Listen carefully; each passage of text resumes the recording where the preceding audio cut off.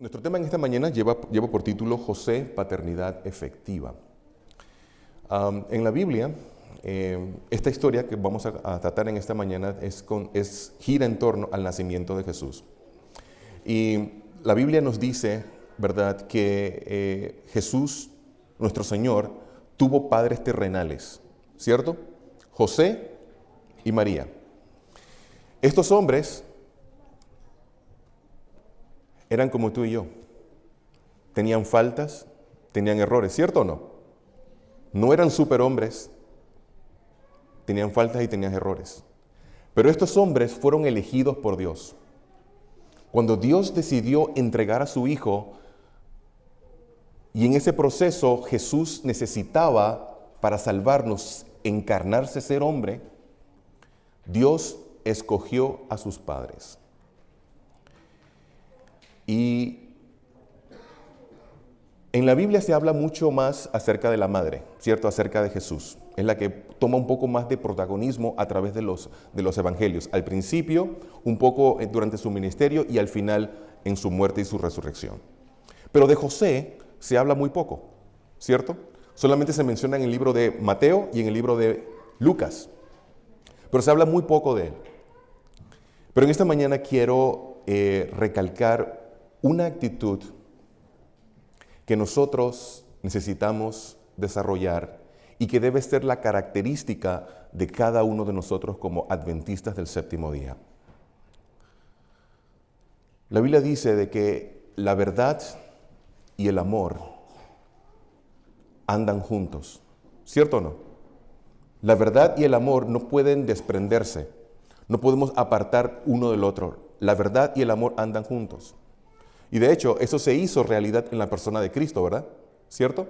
El amor y la verdad se hicieron una sola persona. La Biblia dice que en el momento de Jesús nacer, en el libro de Mateo, nos dice que María había recibido la visita de un ángel, ángel Gabriel. Y el ángel le comunica a María, en el libro de Mateo capítulo 1, le dice a María que ella ha sido escogida por Dios y que en su cuerpo, ¿sí?, el Espíritu Santo iba a colocar a un ser especial, ¿cierto? Ahora, lo interesante es que el capítulo 1 y el versículo 18 de Mateo inicia diciendo así: el nacimiento de Jesucristo fue así. Estando desposada María, su madre, con José. ¿Qué significa el hecho de que ella estaba desposada con María, con José, su esposo? ¿Alguien sabe? Comprometida, pero ¿saben qué? Dentro de la cultura judía, cuando el muchacho, el novio, pedía a la chica, ¿cierto?, el compromiso era tan serio como que si ya estuvieran casados legalmente. ¿Sí? Así que para los efectos de esta historia, José y María ya estaban casados. Lo que no había ocurrido, ¿cierto?, es lo que ocurre después, ¿cierto? Ustedes saben. Así que dice allí, ¿verdad?, que estando desposada María, su madre, con José, antes de que se juntase, ¿cierto?, se halló que había concebido del Espíritu Santo. O sea, José se percató o se dio cuenta de que su esposa estaba embarazada, pero él no había estado con ella. ¿Sí? Y no se necesita mucha matemática o mucha ciencia o mucha inteligencia para darse cuenta de lo que aquí estaba ocurriendo, ¿cierto? Y dice allí en el versículo 19, José, y noten que lo llama ya su marido, José su marido, como era justo, ¿qué dice allí el versículo 19? No quería infamarla y quiso dejarla como secretamente. Él sabía de que María estaba en serios problemas. ¿Cierto o no? La ley de Moisés decía que a tales mujeres que eran sorprendidas en acto de adulterio, y también los hombres, ¿qué ocurría? ¿Qué debía ocurrir con ellos?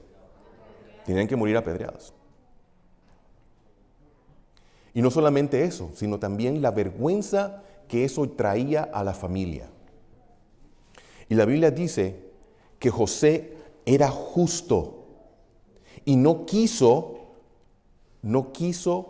difamarla. Ahora, legalmente, ¿tenía José todo el derecho para hacerlo? Claro que sí. Ahora, porque nosotros ya hemos leído la historia y sabemos que tiene un final feliz. Pero José, en este momento, él no sabe nada del ángel, no sabe nada de visita, él no sabe nada de eso. Sin embargo, noten la actitud de José. Cuando él se creyó, y tenía todas las de creerse, ¿verdad? De que él estaba haciendo, de que lo habían engañado, de que su amor había sido traicionado, ¿cierto? En él obró algo que hoy día ya está desapareciendo de mucha gente y aún de muchos cristianos. En ese momento, José actuó en base a la misericordia y al amor. ¿Cierto o no? Hoy día, cuando un hombre se da cuenta de que la mujer le ha sido infiel, ¿qué es lo que la sociedad dice que tienes que hacer? ¿Cierto? Muchas veces, lamentablemente, cuando un hombre ha descubierto eso, ¿cierto? El enojo lo lleva a hacer una locura. ¿Cierto o no? ¿Han escuchado los crímenes pasionales? Es por motivo de estas cosas. Sin embargo, aquí vemos que José en ese momento, en vez de tomar esa actitud, porque tenía todo el derecho de hacerlo, sin embargo, en ese momento, en su corazón, ocurre un milagro. Y José decide no actuar por los impulsos, no actuar con la razón, aunque él la tenía. Él decidió aplicar la misericordia y el amor. Y prefirió, dice la Biblia, no hacerle daño a ella. Y recuerden, él todavía no sabía nada.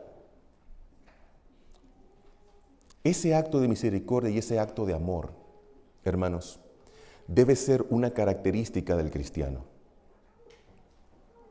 La Biblia dice que el cristiano debe caracterizarse no tan solo por la verdad. Claro que la verdad es importante, no estamos minimizando, pero debe ser caracterizado por el amor. Y fíjense, dice allí el versículo 20, dice allí, y pensando él en esto. ¿En qué estaba pensando? Pónganse un momentito, vamos a tratar de ponernos un momento en los zapatos de José. ¿Cierto? ¿Qué creen que estaba pasando ahorita en su cabeza? ¿Qué estaba pasando? Todas sus ilusiones. ¿Alguna vez te han traicionado? ¿Alguna vez has tenido una relación amorosa y te han salido y te han traicionado? ¿Te han golpeado tus sentimientos? ¿Te han pisoteado tus sentimientos alguna vez? ¿Cierto o no? ¿Les ha pasado alguna vez? ¿No? ¿A nadie? Ah, qué bueno. Pues le digo, a mí me lo han hecho. A mí me lo han hecho. Y les digo que no es nada agradable. Cuando has demostrado tanto amor y te traicionan, no es especial, no es agradable. Recuerdo que una vez cuando eso me ocurrió en 1996, imagínense que todavía me acuerdo. Cuando eso me pasó, mi vida cambió. Ya yo no fui igual. Ahora me cuidaba un poco más en mis relaciones. Ya no tendía a confiar o a abrirme con la misma libertad con que lo hacía antes. ¿Por qué? Porque emocionalmente desarrollamos un mecanismo de defensa, ¿cierto? Porque ya no queremos que nos vuelva a pasar. Y entonces ahora somos más cuidadosos en el momento de querer estrechar o dar o abrir nuestro corazón a alguien, nos cuidamos más porque no queremos volver a ser lastimados, ¿cierto? Ahora, piensa en José en ese momento, todas las ilusiones que él tenía con su matrimonio, todo lo que él podía haber estado pensando en ese momento. ¿Por qué me pasa esto a mí? ¿Cierto? Si yo la amaba. Sin embargo, en ese momento, el que había mostrado misericordia, ¿quién fue? José. ¿Él mostró misericordia? ¿Sí la tuvo? Ahora el Señor va a tener misericordia con él. Y noten lo que dice el versículo 20. Y pensando él en esto, allí llorando, tal vez traicionado, en ese momento, y he aquí un ángel del Señor se le apareció en sueños y le dijo: José, hijo de David. ¿Saben que interesantemente a él, a José y a Jesús son los únicos dos en todos los evangelios que se les llama hijo de David? Nada más a Jesús y a él. Y fíjense, el ángel le dice: José, hijo de David, no temas recibir a María tu mujer, porque lo que en ella hay engendrado es del Espíritu Santo. Y dará a luz un hijo y llamarás. ¿A quién le dio la responsabilidad de llamarlo hijo, de nombrar a su hijo? A José, ¿cierto? ¿Y por qué a él? Porque en la mente de Dios, en el matrimonio, en la familia, hay roles, ¿cierto? Hay roles y cada quien tiene que jugar ese rol, ¿cierto? Para que haya armonía. Y Dios llamó a quién a formar, dice la Biblia que Dios llamó a cuál de los dos sexos a ser la cabeza. ¿Saben que hoy no es muy popular decir eso? Hoy día no es popular decir eso. Decir eso es que estamos viviendo en la era patriarcal, que estamos viviendo en la edad, que estamos atrasados, que hoy todos somos iguales. Claro, somos iguales en esencia. Fuimos todos hechos, formados a la imagen de Dios. Claro que sí. Pero no podemos negar de que Dios hizo los roles. Dios determinó que el hombre sería la cabeza de la familia. Y no solamente la cabeza de la familia, sino también sería el sacerdote de la familia. Y mientras esos roles, pues, cierto, se mantengan, hay armonía, hay amor, hay paz en la familia. Y José dice aquí que a José se le dijo: tú vas a llamar a ese bebé, tú lo vas a llamar Jesús, porque él salvará a su pueblo de sus pecados. Luego entonces dice el versículo 24, y despertando José del sueño, hizo como el ángel del Señor le había mandado y recibió a María, su mujer. Pónganse a pensar un poquito las emociones que en ese momento está atravesando José. De haberse sentido traicionado, ¿cierto? Sus sueños rotos, su vida deshecha. Porque hermanos, cuando uno se ha sentido traicionado, la vida se desploma, ¿sí o no? Y especialmente dicen los psicólogos, que al hombre afecta más las infidelidades de la mujer. Al hombre lo afecta más. Al hombre le cuesta más sobreponerse a esas situaciones que la mujer. Así que imagínense todo lo que está pasando en ese momento en la mente de ese pobre hombre. Y en ese momento, aunque él no entendía, él aplicó la misericordia y el Señor entonces tuvo misericordia de él. Y le dijo entonces: tranquilo, no te preocupes, aquí no ha habido nada de lo que tú te has estado imaginando. Ella no ha estado con nadie. Eso es entre ella y el Señor. Tómala como tu esposa. Y la Biblia dice, hermanos, que José fue obediente, ¿cierto? Fue obediente y recibió entonces a María, su mujer. Hermanos, esta historia tuvo este final feliz. Esta historia tuvo este final feliz por la actitud de él. Por ese amor, aunque él no comprendía lo que le estaba pasando, él amaba tanto de verdad que él prefirió pasar por encima sus sentimientos, su ofensa, y prefirió la seguridad de su esposa, que él creía que le había traicionado. Hermanos, esa actitud de misericordia y de amor tiene que ser característica de los adventistas del séptimo día. Tenemos que volver a amar como la Biblia dice que hay que amar. El mundo ama de una forma, ¿cierto? El mundo ama de una forma superficial. Pero miren lo que el apóstol Pablo dice. El apóstol Pablo dice el apóstol Pedro dice, en 1 de Pedro 1:22 dice, habiendo purificado vuestras almas por la obediencia a la verdad, mediante el Espíritu para el amor fraternal, no fingido, amaos unos a otros entrañablemente de corazón puro. ¿Sabes qué significa entrañablemente? Viene de las entrañas, ¿cierto? Las entrañas, ¿dónde están tus entrañas? Están dentro, ¿cierto? Que el amor surja del corazón, de adentro hacia afuera. Ese tipo de amor es el amor que Dios espera que tú y yo podamos no solamente vivirlo nosotros, sino también que podamos extendérselo a otra persona. ¿Y por qué? Porque el Señor así nos amó primero. ¿Cierto o no? No dice el apóstol Pablo, dice aquí, mas Dios, en Romanos 5:8, mas Dios muestra su amor para con nosotros, que siendo aún pecadores, Cristo murió por nosotros. Hay mucha gente que dice, yo estoy dispuesto a perdonar, pero no olvido. Hermanos, esa es un amor fantasía. Si usted cree que eso es perdonar, eso es fantasía. Tampoco el versículo está diciendo que tenemos que perdonar a alguien y al otro día somos los mejores amigos. Claro que no. Claro que no.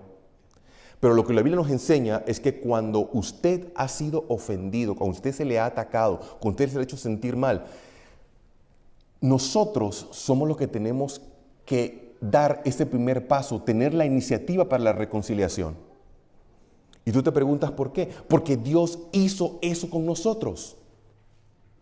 En el jardín del Edén, cuando nuestros padres pecaron, ¿qué merecían inmediatamente? Merecían la muerte. Y sin embargo no murieron. ¿Y por qué no murieron? Porque antes de que llegara el castigo, ya Dios había dado a su Hijo para que nosotros pudiéramos ser salvos. En el libro de Proverbios dice, con misericordia y verdad se corrige el pecado. Noten el orden. Con misericordia y la verdad. Ese orden es vital. Porque a veces, porque la misericordia en gran medida es impulsada por el amor. Y cuando la verdad no está con el amor, hace daño. ¿Cierto o no? Entonces, Jesús manifestó ese amor hacia nosotros y Él espera, es una expectativa que Dios tiene de que tú y yo demostremos ese amor hacia los demás. Este mes de diciembre estamos celebrando lo que comúnmente conocemos como Navidad. Y hoy día se ha sonado mucho de que la Navidad no es una festividad cristiana, que no debería ser celebrada por nosotros porque se ha vuelto pagana, etc. ¿Okay? Pero hermanos, miren, escuchen, fuera de todo esto, nosotros sí sabemos que el evento que la Navidad representa sí es real, ¿cierto o no? No solamente porque es bíblico, también es un evento histórico. No solamente la Biblia lo registra, también hay documentos históricos que registran que Jesús sí existió y nació un día. No nació para estas fechas. La fecha no es el problema. Para nosotros nos preocupa es el evento, ¿cierto? Y el hecho de que Dios haya dado a su Hijo a nosotros es la mayor manifestación del perdón que Él tiene por nosotros. Y Él entonces Dios espera de que esa misma actitud es la que se debe celebrar hoy. El hecho de que estoy perdonando y que tengo amor para dar a aquel que yo creo que no lo merece. ¿Sí? Y hay una historia, ya para terminar, hay una historia en Mateo que me llama mucho la atención. Mateo 18. Ustedes la han leído. Mateo 18, 23. Mateo 18, 23. Han escuchado la historia de los dos deudores, ¿cierto? Dice allí, por lo cual, Jesús hablando, por lo cual el reino de los cielos es semejante a un rey que quiso hacer cuentas con sus siervos. Y comenzando a hacer cuentas, le fue presentado uno que le debía 10,000 talentos. A este, como no pudo pagar, ordenó su señor venderle y a su mujer y a sus hijos y todo lo que tenía para que la deuda fuese pagada. Entonces aquel siervo postrado le suplicaba diciendo, Señor, ten paciencia conmigo, que yo te lo pagaré todo. El señor de aquel siervo, movido a misericordia, le soltó y le perdonó la deuda. Pero saliendo aquel siervo, halló a uno de sus consiervos que le debía 100 denarios. Y haciéndose de él, le ahogaba, diciendo, págame todo lo que me debes. Entonces su consiervo, postándose a sus pies, le rogaba, diciendo, ten paciencia conmigo y yo te lo pagaré todo. Mas él no quiso, sino fue y le echó en la cárcel hasta que pagase la deuda. Viendo sus consiervos lo que pasaba, se entristecieron mucho y fueron y le refirieron a su señor todo lo que había pasado. Entonces, llamándole su señor, le dijo, siervo malo, toda aquella deuda te perdoné, porque me rogaste. ¿No debías tú también tener misericordia de tu consiervo como yo tuve misericordia de ti? Hermanos,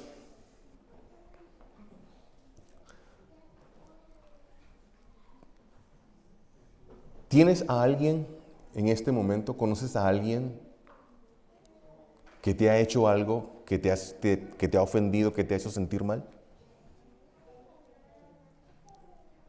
¿Guardas en tu corazón, en el armario de tu corazón, estás guardando rencores y resentimientos por años? Miren, hermanos, yo tengo personas que guardan unos sentimientos allí por años.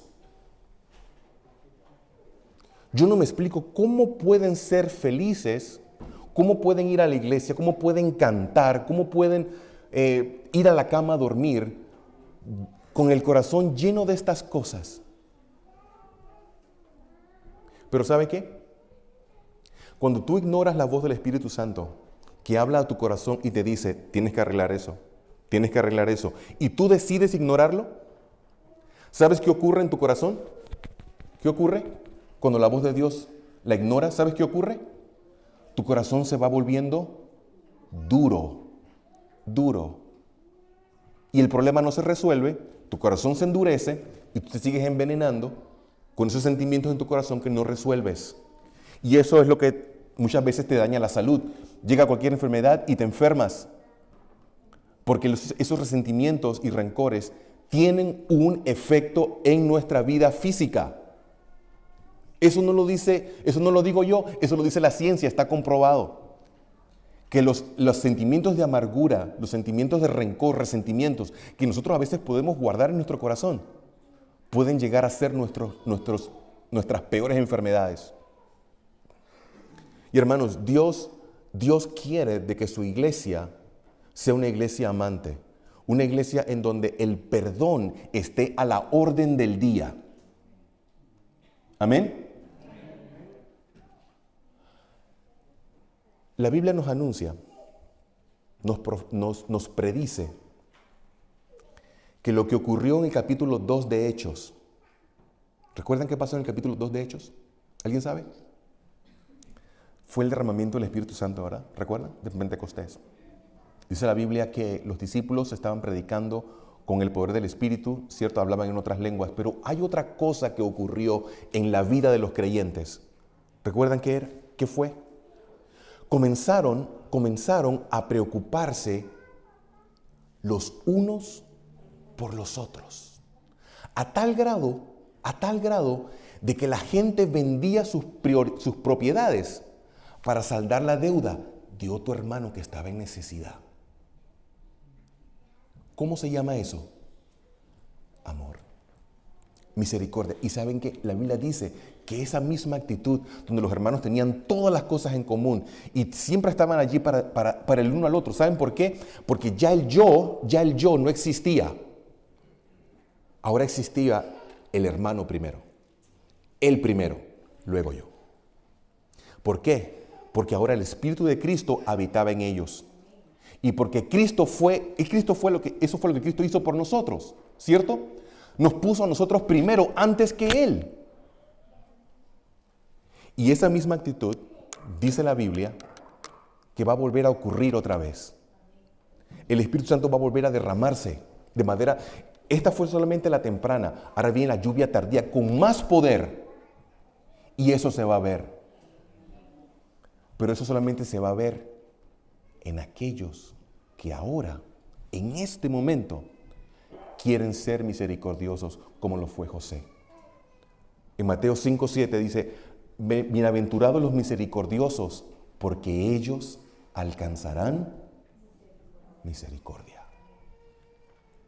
Y hermanos, nuestra iglesia debe caracterizarse no tan solo por la verdad que poseemos, sino por el amor que experimentamos y compartimos con Dios y los unos con los otros. Dice el apóstol Juan, el que dice que está en la luz y aborrece a su hermano todavía está en tinieblas. El que ama a su hermano permanece en la luz y en él no hay tropiezo. Porque el que aborrece a su hermano está en tinieblas y anda en tinieblas y no sabe a dónde va, porque las tinieblas le han cegado los ojos. Pablo dice en Efesios, antes sed benignos unos con otros, misericordiosos, perdonándonos unos a otros, como Dios también os perdonó a vosotros en Cristo. Así que hermanos, en esta época, reflexionemos qué clase de amor estoy dando, qué clase de amor estoy viviendo, ¿cierto? Si es un amor falso, si no es un amor de verdad, el Señor está dispuesto a derramar su espíritu a aquellos que se lo pidan. ¿No dice Santiago? El que necesite sabiduría, pídala ahorita. Y no tiene que esperar, puede pedirlo ahora, en este momento. Y el Señor le dará ese corazón amante. Jesús dijo, en esto conoceréis que sois mis discípulos. Si se saben todas las profecías de Daniel. ¿Dijo eso? ¿En qué dijo? Si os amáis los unos a los otros. Hermanos, yo necesito ese amor. Necesito ese amor para poderlo dar. ¿Y saben qué? Yo soy deudor. No habla por ustedes, yo soy deudor. ¿Saben por qué? Porque todos los días yo recibo ese amor de Dios. Y cuando yo lo recibo, automáticamente yo me vuelvo un deudor. Y tengo que darlo y compartirlo con otro. Y para poderlo compartir, tengo que conectarme con la fuente del amor, que es Cristo. Así que hermanos, en esta época, conectémonos con el Señor. Ahora busquemos al Señor y pidamos que nos dé un corazón amante, un corazón que ame como Él ama. Un amor que está dispuesto a pasar la falta del hermano. A veces nos volvemos tan sensibles y tan personales y no nos damos cuenta de que el que está detrás de todo esto es el diablo.